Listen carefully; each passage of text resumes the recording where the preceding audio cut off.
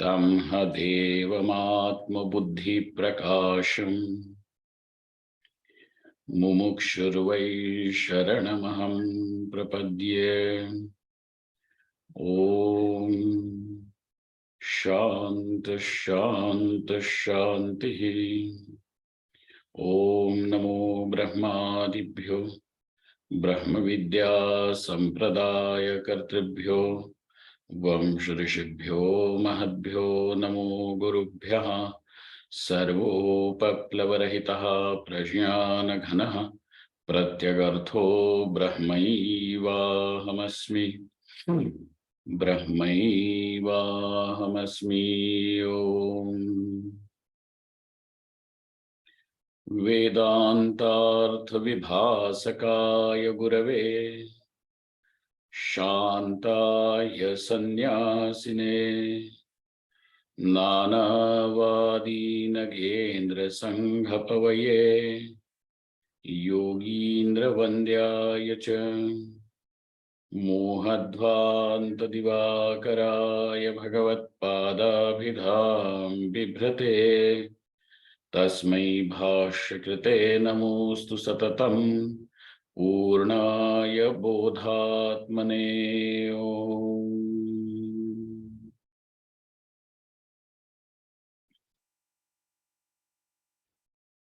people who do not have any faith, any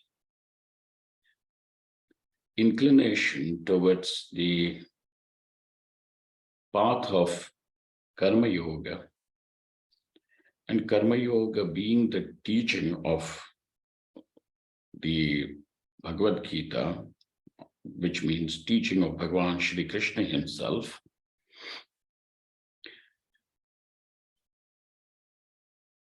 there are these then two kinds of people who have an utter neglect towards these teachings of Bhagavan Shri Krishna. And Karma Yoga is as simple as this, that anybody who is now wanting to have his inner evolution, in order to realize the truth, in order to realize the self, must follow his own duty, must follow the life of righteousness. And when doing so, he should carry it out as his service to Ishvara. Karma Yoga is as simple as this. It is nothing difficult. It is not a very complicated philosophy. It is just pure science of psychology. And that psychology is that as long as there are various desires, those desires are bound to distort your vision of the truth. Besides, desires, the objects of those desires, and the way of fulfilling those desires, none of these, though in true sense, are the source of happiness, yet under the influence of ignorance, we people are bound to think that objects, the world, is the source of my happiness, and I must get it. I must get it out of the world. And therefore, we are going to see people engaged in various pursuits.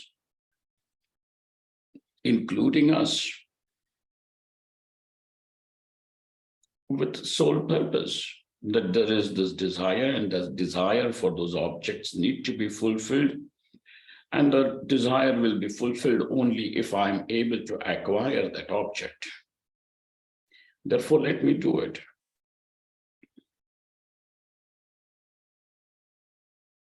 So desires are going to be there. Every desire for an object inherently means I am seeing some value of happiness in that object.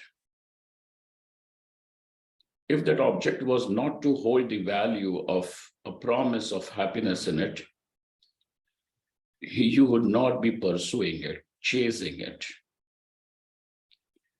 And therefore, happiness being the nature of the self, we refuse to see it because now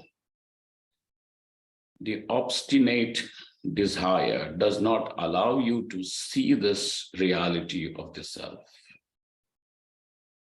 In fact, it is going to distort even your understanding about the self, that I am, that one is. And you will see yourself as a small little individual struggling in this world to acquire power, fame, appreciation, approval, pleasures, security, so on and so forth. One is bound to see himself as an individual like that. Somebody may have a complex of holier than thou, somebody may have a superiority complex, somebody may have an inferiority complex, but all those complexes are resting on this idea that I am, the meaning of I, a small little individual. And the Upanishad says the meaning of this I, the meaning of this self is pure existence, pure consciousness, which is infinite joy. And because this is what your nature is, how can you be chasing for happiness?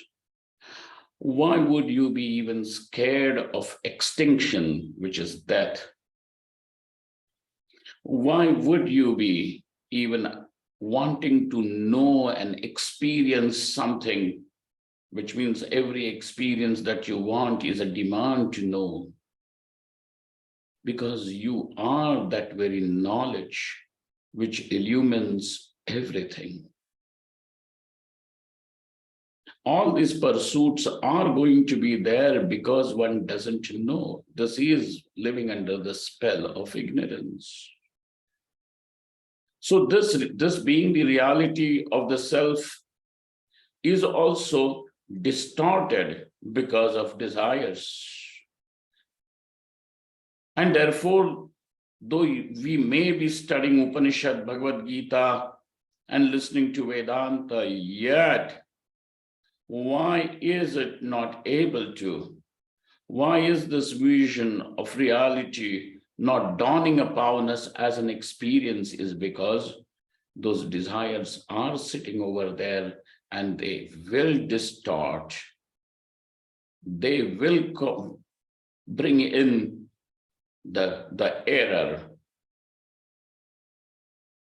Hence, Bhagavan Shri Krishna says, when you want to free yourself from this torture, from this tyranny of the desires, which do not allow you even rest, which do not allow you to have some little peace, joy, and above all, which does not allow even the knowledge to take place, these desires need to be purged out. But you cannot overcome desires just like that. You cannot say, I will stop desiring and you will stop desiring. It is not something so remote controlled. Then Therefore, because they are deeply rooted, ignorance is the deepest one. And from this ignorance alone, the desires will rise. But for ignorance also to go away, first of all, the desires need to lose their grip on the psychology. And hence I said it is just the science of psychology, how these desires would go away. So we know that desires compel a person to act in a particular way.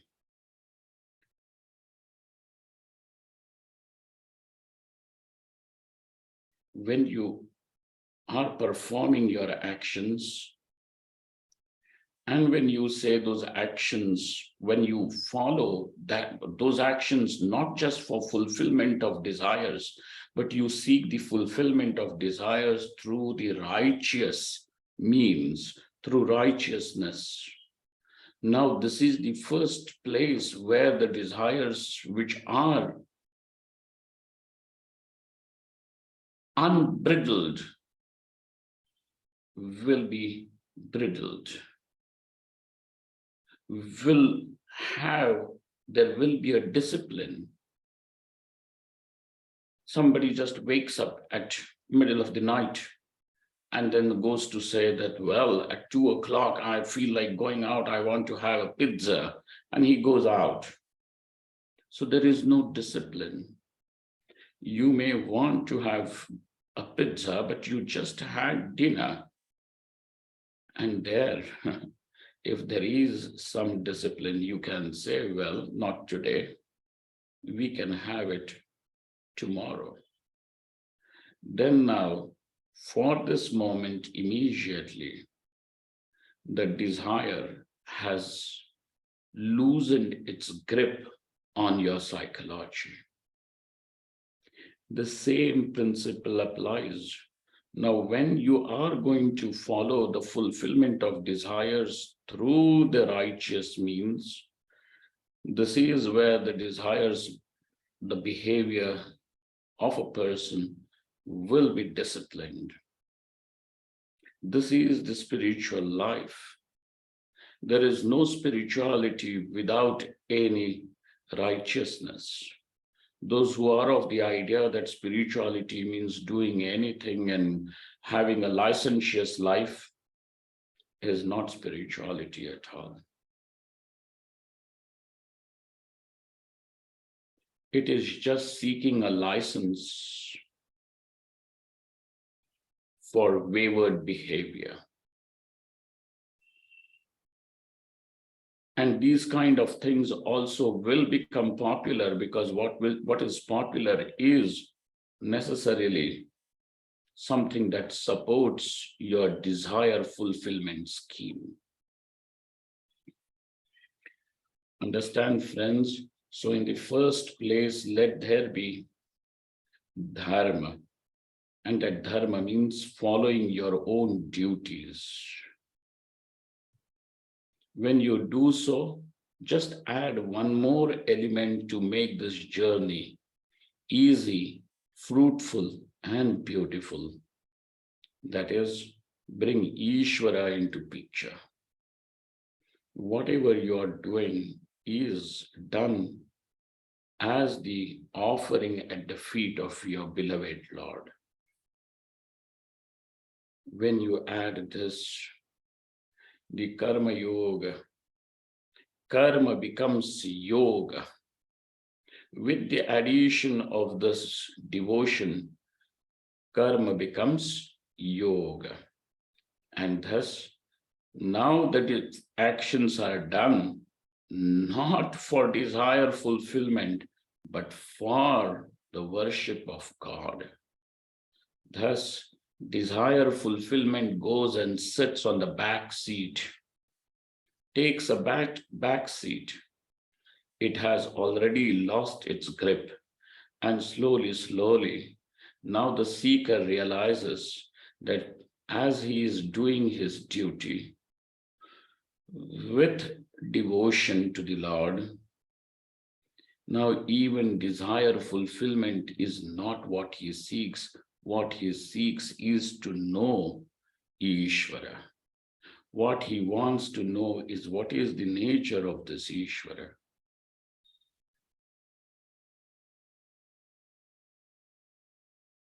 There's a very interesting story in Tripura Rahasya. Bhagavan Dattatreya instructs Parshurama to do the puja of Tripura Sundari, Lalita Ambika, Parvati, Sri Vidya. And he meticulously every day, morning, evening, is doing her puja.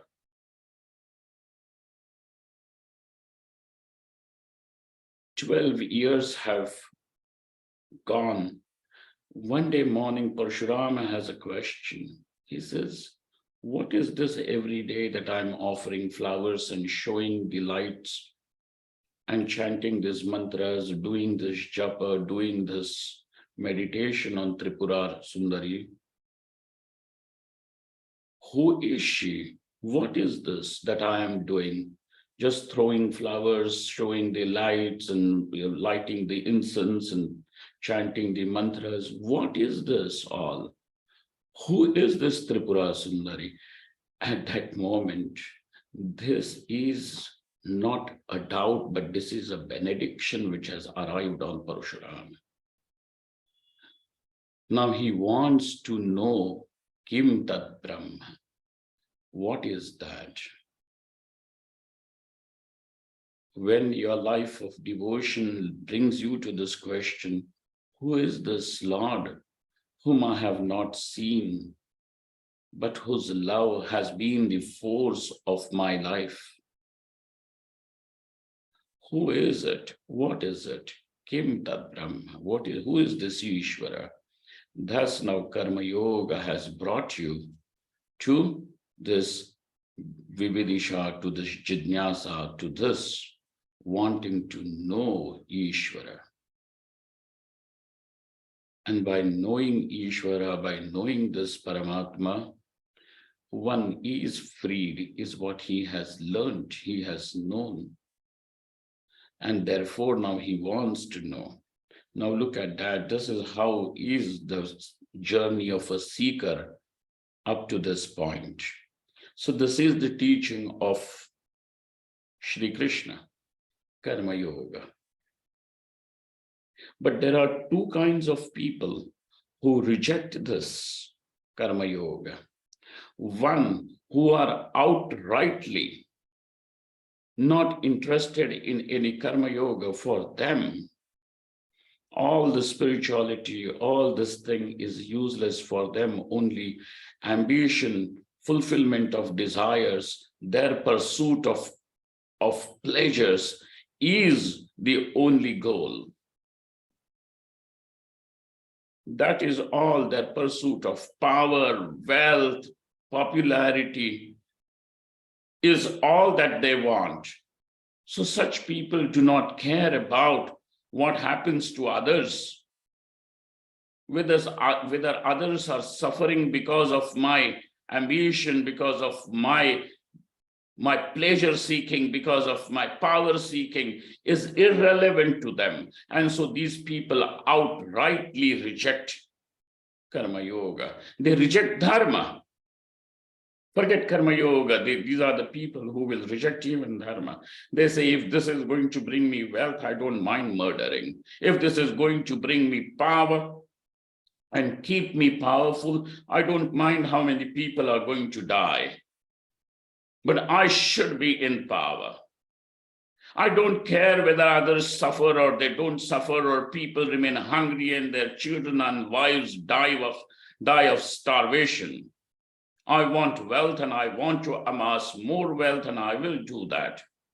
Whether I take it away from a hungry child or not, I don't care. This is what I want. So these people are outrightly Asuri Pravritti. They are going to reject Dharma. They will reject Karma Yoga. They will reject Shri Krishna's teaching. outrightly, right on the face. And there is yet another second variety of people who will reject Karma Yoga. But they are not like this. They say we are rejecting Karma Yoga because we are spiritual. And therefore they masquerade their rejection as spirituality. What do?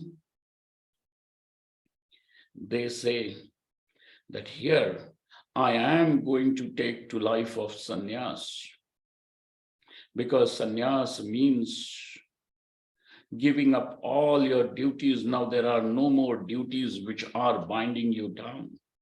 And this is what I wanted.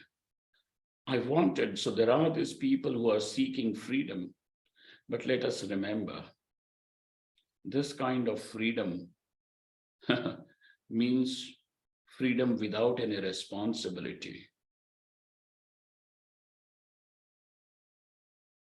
And the golden rule of life is there is no freedom without responsibility.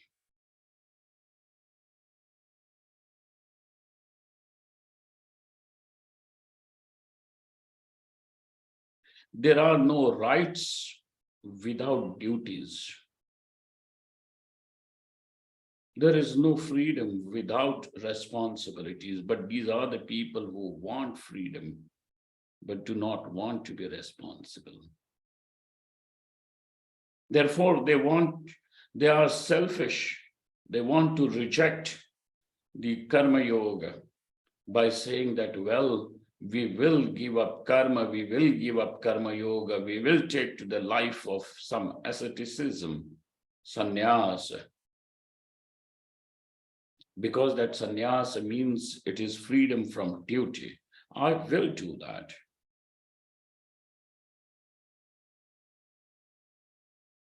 And then after,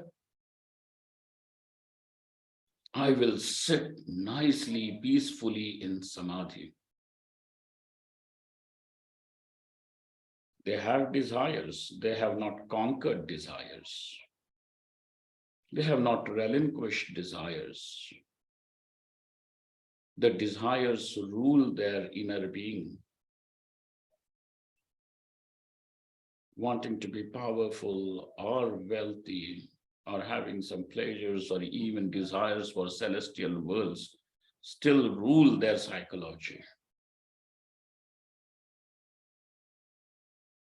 And remember, karma is the way to fulfill even desires. Now they have desires, but they are rejecting karma because it is bahukleshatvat, because in following the karma, it is very, very difficult.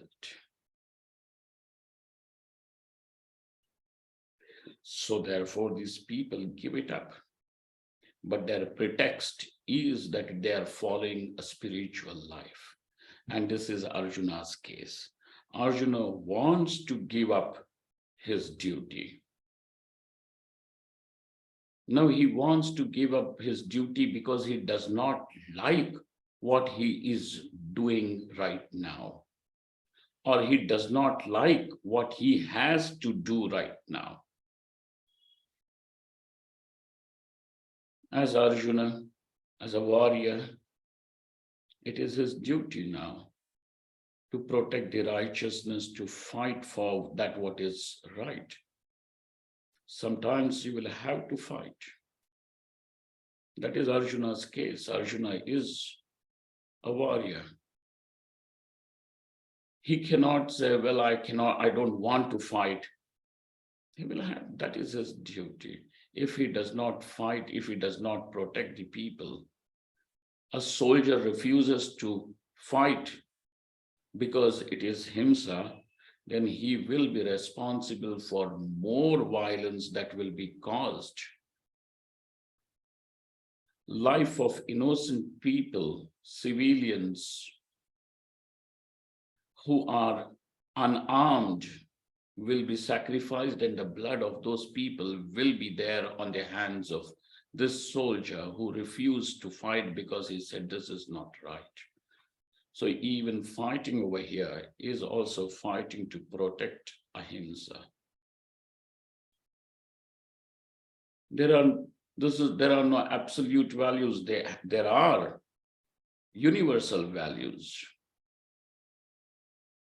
And therefore, it is extremely difficult to understand when and what needs to be followed. And that is what the scriptures are there to tell you, that this is your duty, do it. Arjuna refuses to do it because now over here fighting the battle means even losing people who are extremely beloved to him, like Bhishma and Drona, his teacher and his grandfather, and other people, friends and other people. So Arjuna wants to give this up, and he's seeking an excuse to run away, and he has found an excuse. He says that because the knowledge is attained through karma sannyasa, now I am also seeking liberation. I am seeking knowledge, and therefore I want to give up karma.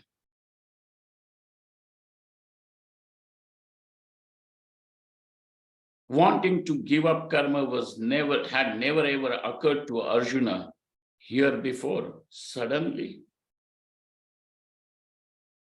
just because now the duty that he has to do is bitter, is not according to his taste.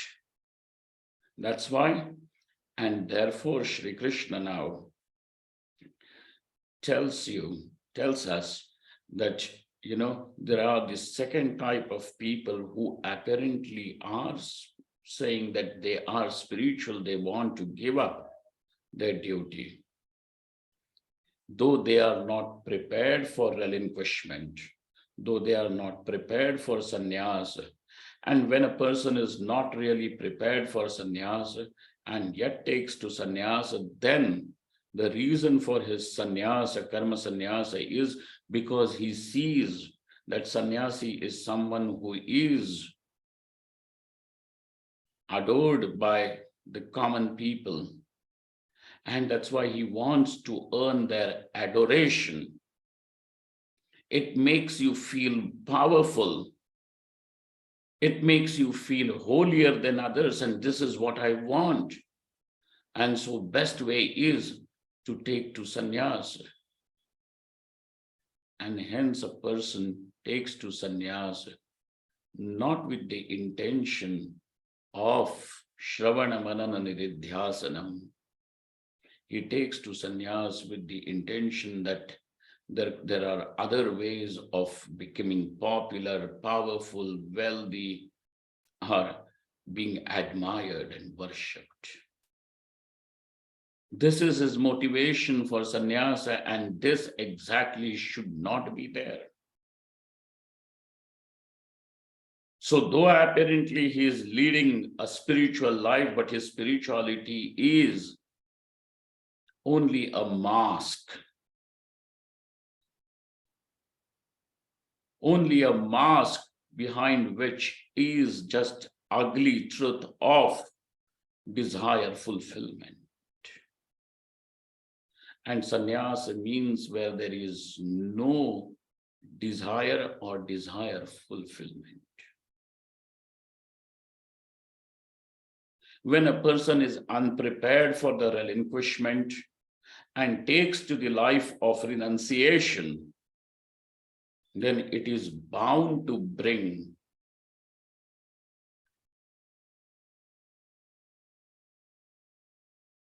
the collapse of the system for that person. That system is not going to work for him. Sannyasa is not really going to help him. Therefore, now there are these two kinds of people one who outrightly reject karma yoga, and there are others who, under the pretext of karma sannyasa, reject the karma yoga. The third type of people are not, there is yet another type of people who give up karma, but they are not the people who are giving up karma because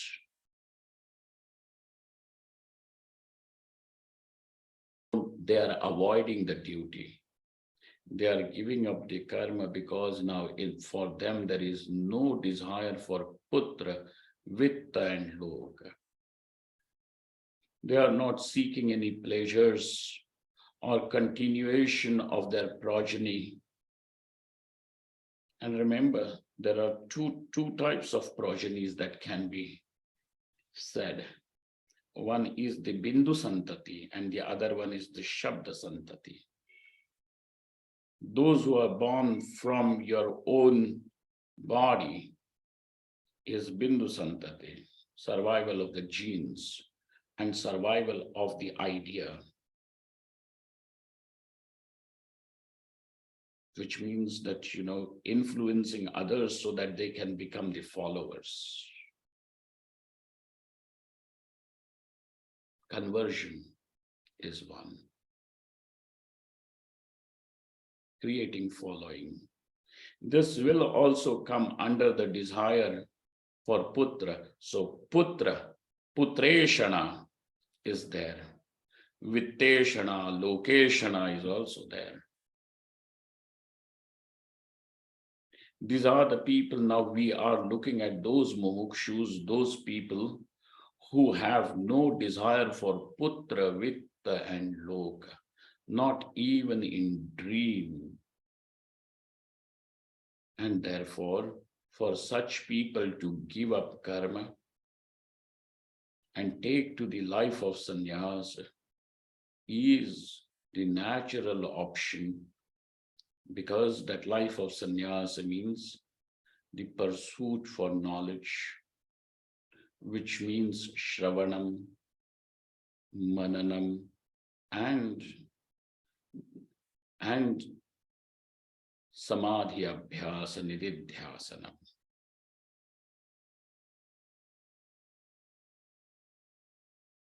But this fellow now who wants to give up the karma because he doesn't like it, he thinks that I will give it up, and then because I have given up now, then after I will stay put in my samadhi. Over here, he has never even sat for 15 minutes, but he imagines he will do it after he takes to sannyasa. And therefore, his sannyasa remains only an imaginary sannyasa, remains only as his fantasy. Therefore, such people will have fantastic ideas about sannyasa. They just have ideas. Nothing is there on their plate. So therefore, there are these two types of people who reject Shri Krishna's teaching, out of which the first category was told what happens to them.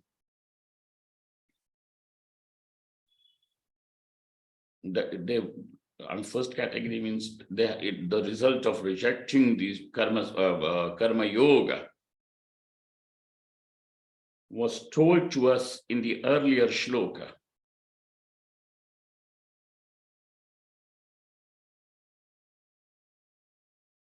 Now Shri Krishna is also explaining such an adamant, obstinate person who just because of his likes and dislikes wants to give up his duty, wants to give up the karma yoga. Now he is giving a kaimutika nyaya. Kaimutika nyaya means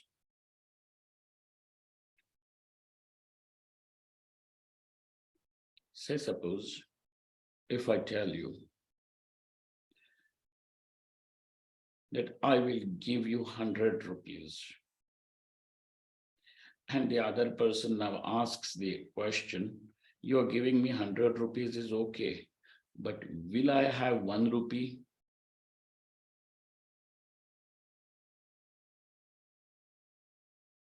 Then the first person will say, you have 99 rupees more. What are you talking about? One.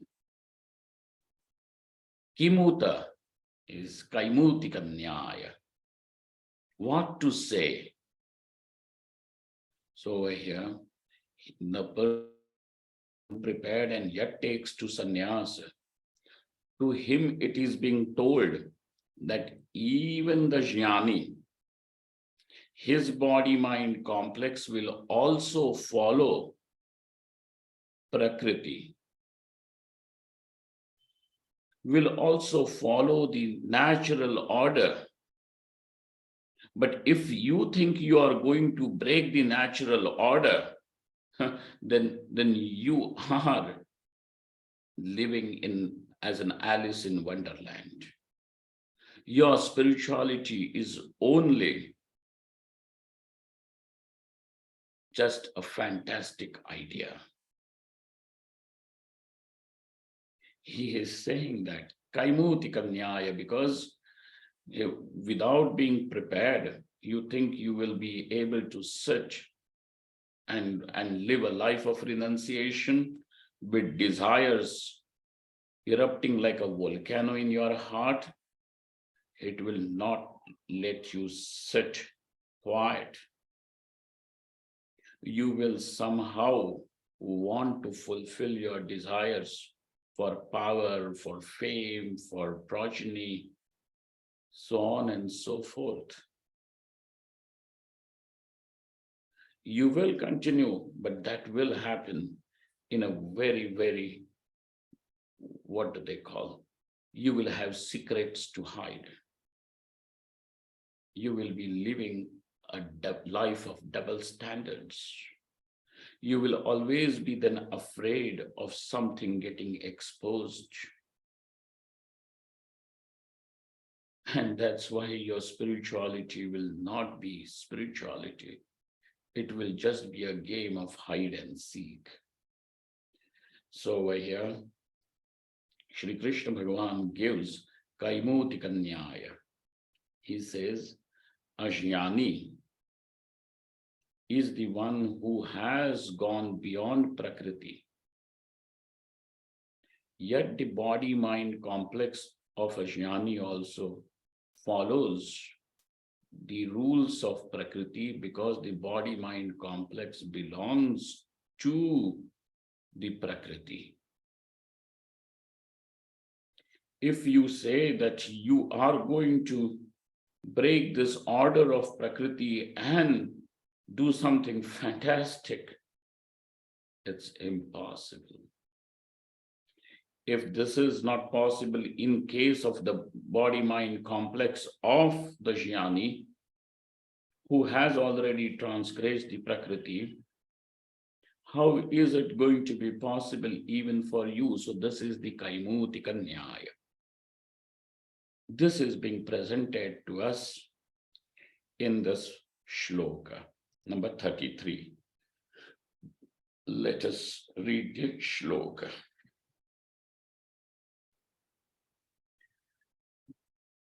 A little introduction to this again. Kasmat punaha tvadiyam matam na anutishtanti. Why are these people not able to follow your teaching of Karma Yoga? Kasmat punaha. Now, why again are these people not able to follow your matam? Matam means teaching over here of Karma Yoga. Bhagwan matananuvartanam antarena paradharmanusthane swadharmananusthane cha karanam prichyati. Which means not following Shri Krishna's teaching means what? It simply means that he is doing something that he should not be doing. And when he is doing something that he should not be doing, means he is not doing what he should be doing. Paradharmanushthanam, that what is not appropriate for him, it may be appropriate for somebody else, but definitely not for you.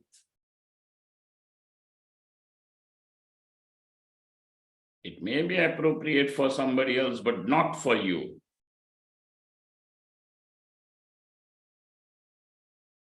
Paradharmanushtanam.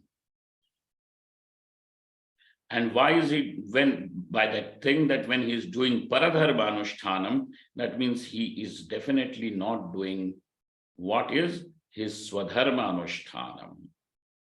So therefore, once again, when he is doing something that he should not be doing, means he is doing something, he is not doing something that he should be doing. So paradharmanushtanam, swadharmanushtanam is there. So why is he thus doing this? One mata, why is he not following your teaching? Means he is doing something else that he should not be doing. And that means he is not doing something that he should be doing. So karanam prichhati, and that means you are going against your own order of evolution. Bhagavad pratikulatvam tatra ashankya. Now this going against the natural order of life, means going against Ishvara. Tvat pratikulaha katham na bibhyati. Why are they not then afraid of going against this natural order? Tvat shasanati kramadoshat. Because they should be then afraid of your shasanam, that, if I'm going to put their hand in the fire, it is going to burn. This is the natural order. Yet they don't want to do it. Why? Why do they even do that? So over here, it is said, Sarvasya prani vargasya prakriti vashavartitve kaimutikam nyayam suchayati. Over here it is now said that everybody follows their own nature. Even the body-mind complex of a jnani also follows its own nature.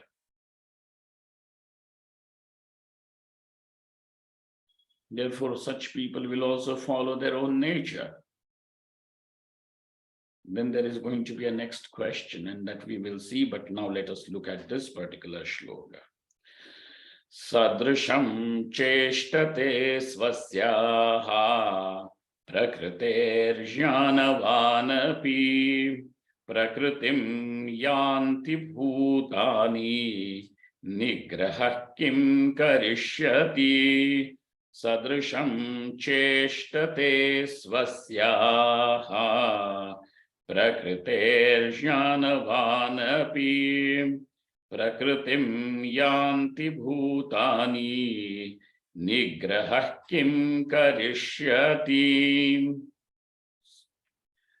Swasyaha prakritehe sadrisham jnanavanapi cheshtate.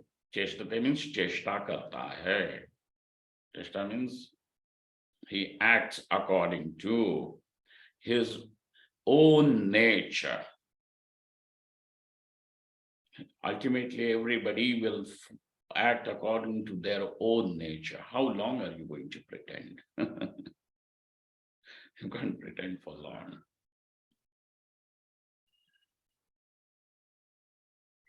Sadrisham cheshtate swasyaha prakritehe jnanavanapi bhutani prakritim yanti. Everybody ultimately follows their own nature, and therefore nigraha kim karishyati. Even if I make rules, follow dharma. How this kind of a rule, how is it going to control people? Nigraha kim karishyati. Now let us see. Sadrisham, the meaning of word Sadrisham. Now we are looking at the verse number 33. We will follow word by word and once again gather its conclusion. Sadrisham means anurupam, accordingly. Anurupam. Kasya anurupam? Anurupam to what? Sadrisham to what? The sadrisham means like. Meaning accordingly. Cheshtate. Cheshtam karoti. Swasyaha prakritehe. Swakiyayaha prakritehe. Prakriti now understand as nature. We will discuss this word nature also. It's very interesting. Shankaracharya says, what is this Prakriti? Prakriti nama purvakrita. What do you mean by your nature? Because some people by nature do not like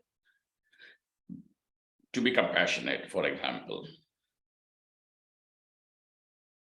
Because it is seen. We have heard, these people, the psychologists, etc., also have studied that even this antisocial behavior or traits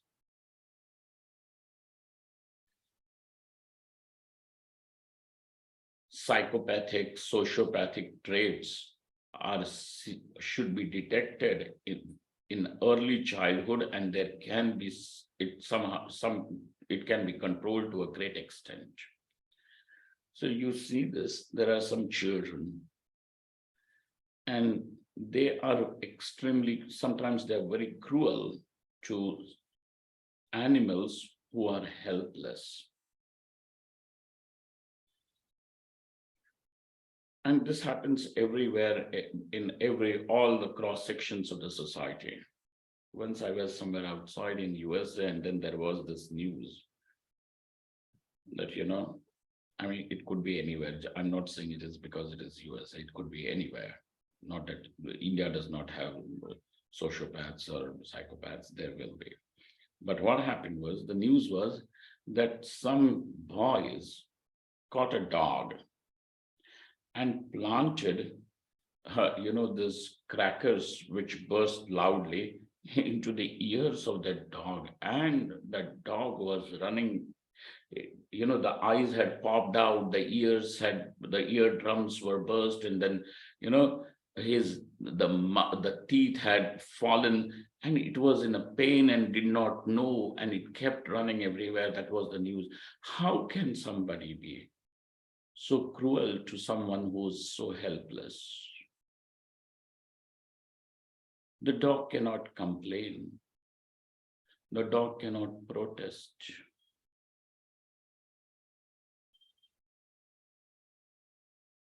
How can?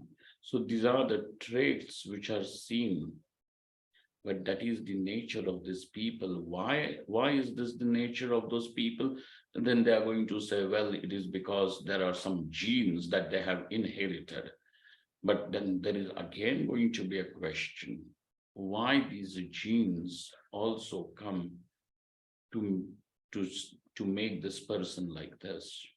And here is the answer. Urvakrita dharma adharma samskaro vartamana janmadav abhivyaktaha.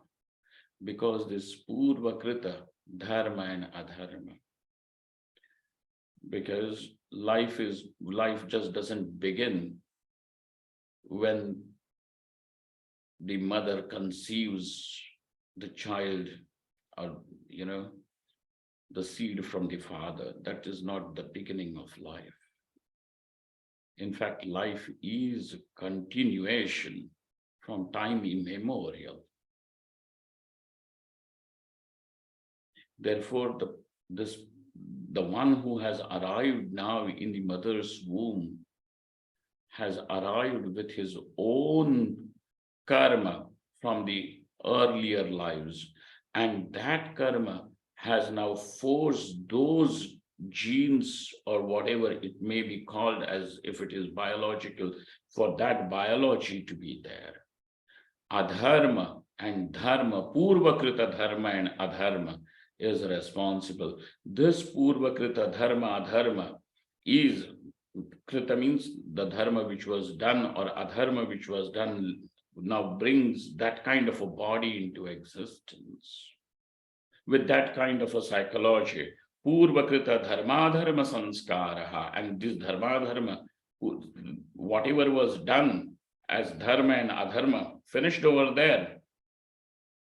Its result, adrishtam also is going to be there, joy and sorrow. But the samskara of dharma and adharma will stay with you. Look at that. The samskara means the impression will stay. And these impressions of dharma, adharma become the propelling force and they become manifest in this life. That's why these great sages and saints who in their earliest, even from infancy, they show in the sense that these traits of compassion, etc., are seen in them.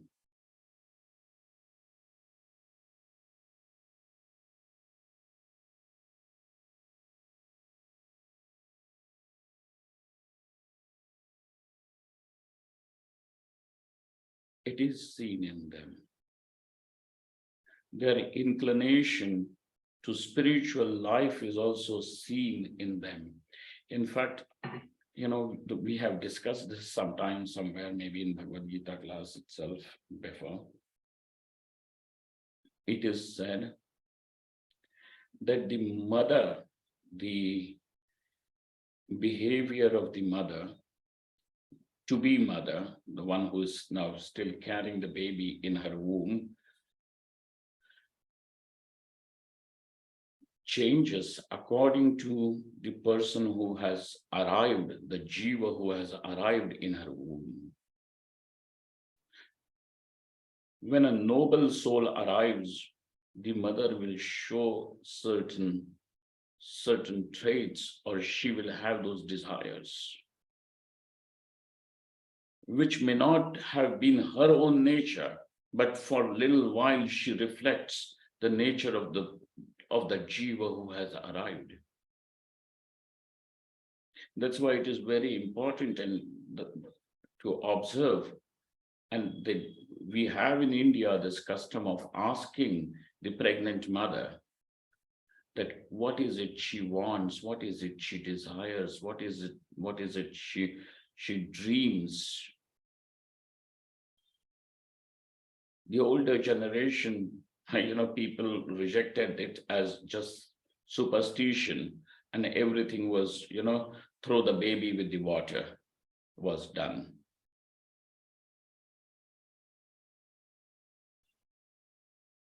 Observe, ask her, and it will be known. Some little idea will be had who is arriving now.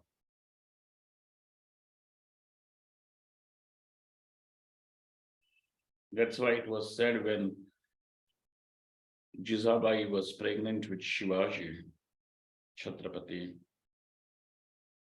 the great Maratha king,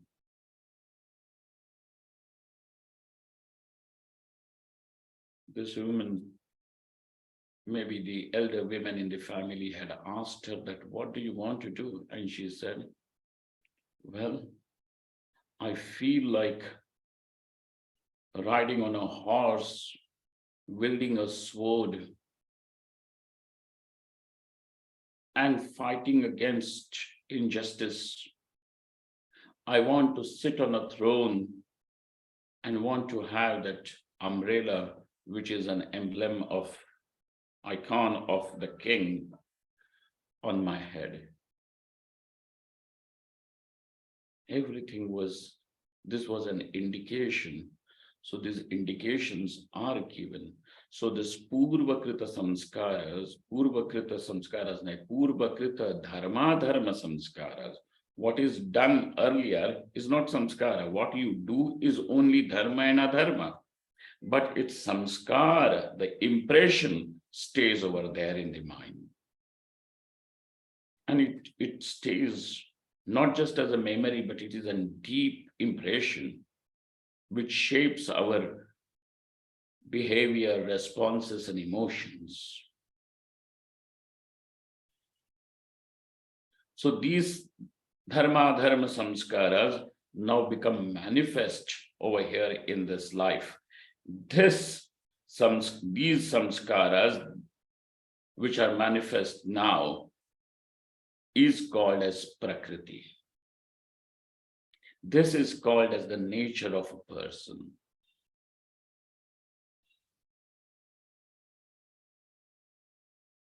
This what makes the nature of a person.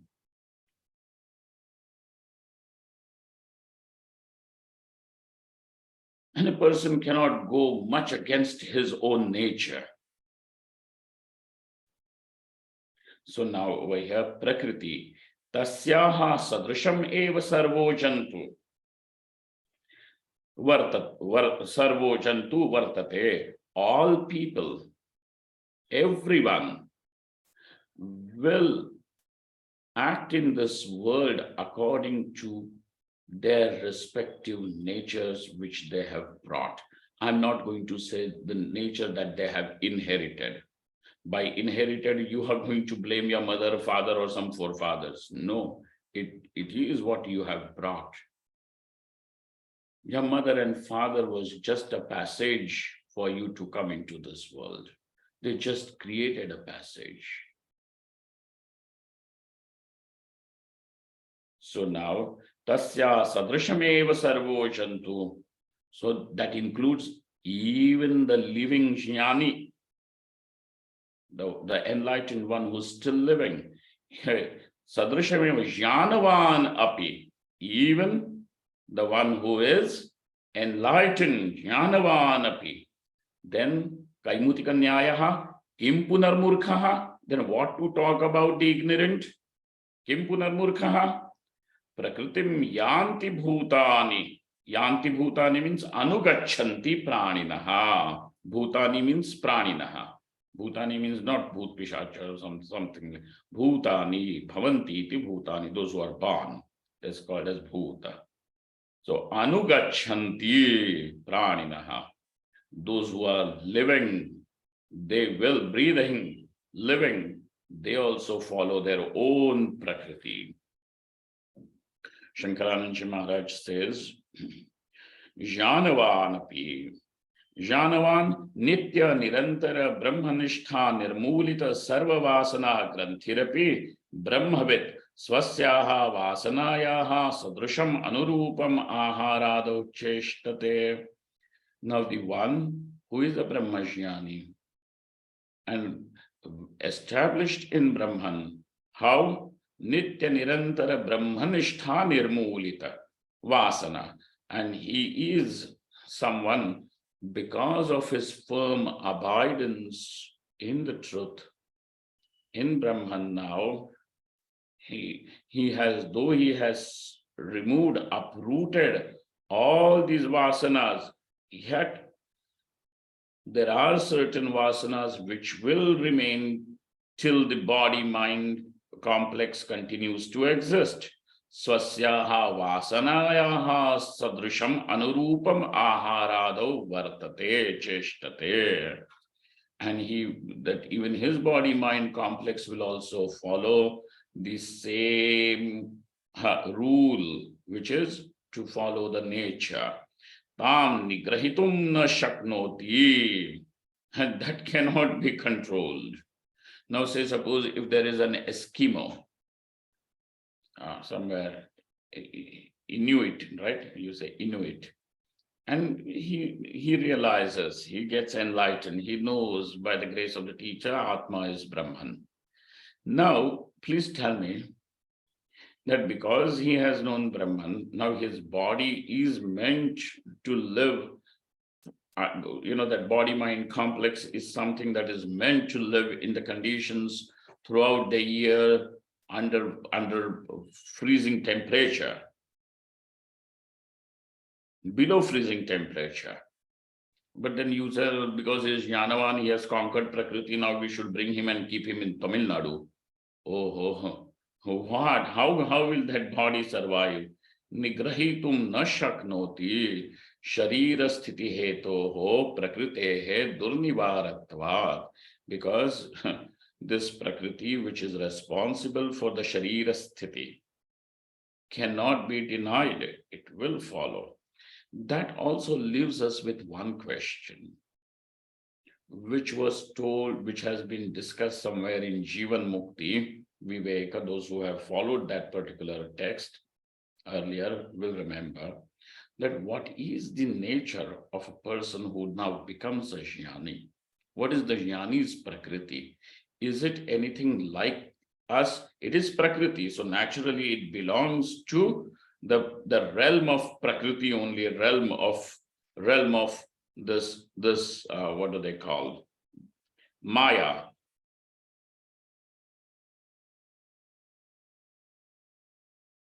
But can it be just like you and me, or is there any difference? Say in that, so they said, yes, there is. Jnani's prakriti is that, this noble values, virtues like compassion, etc., are natural for him. For us, we may have to practice friendliness and compassion and devotion. For him, they are natural. So that is the prakriti of a jnani.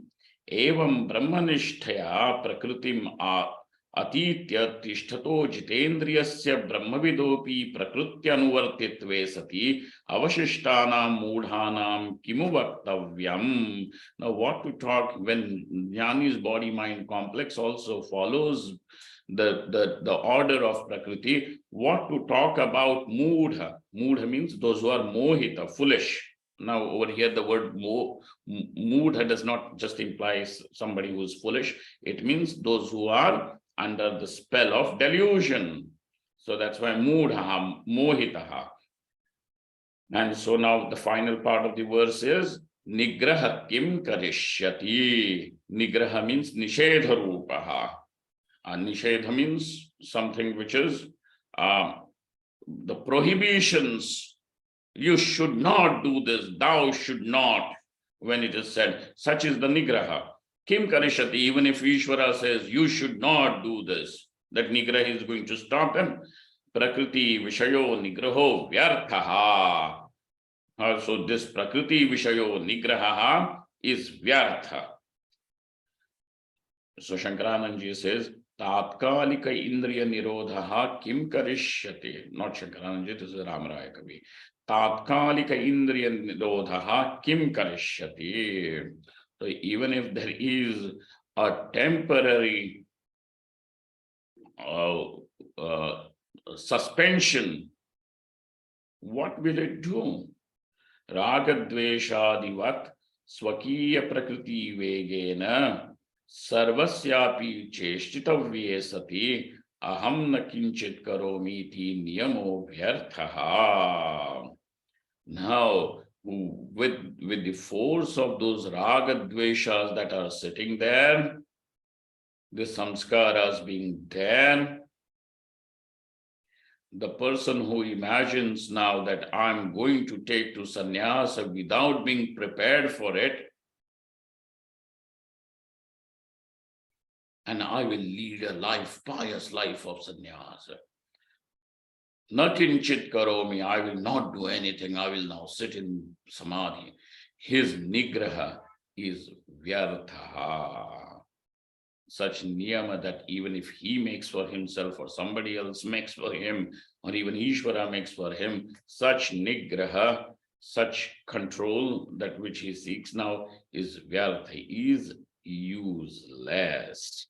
Therefore, the best thing is to not to give up your duty when there are desires in the heart, but to follow the righteous life with an attitude of devotion is what is advised. What is going to be the next question? Now we will see that, which gives the rise to the next verse. We will see when we meet next.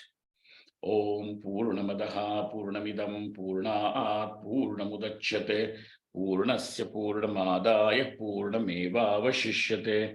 Om Shanti Shanti Shanti.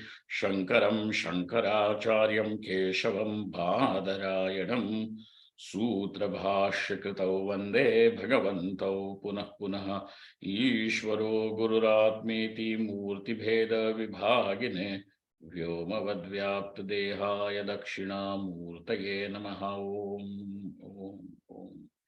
Thank you, friends. Thank you all.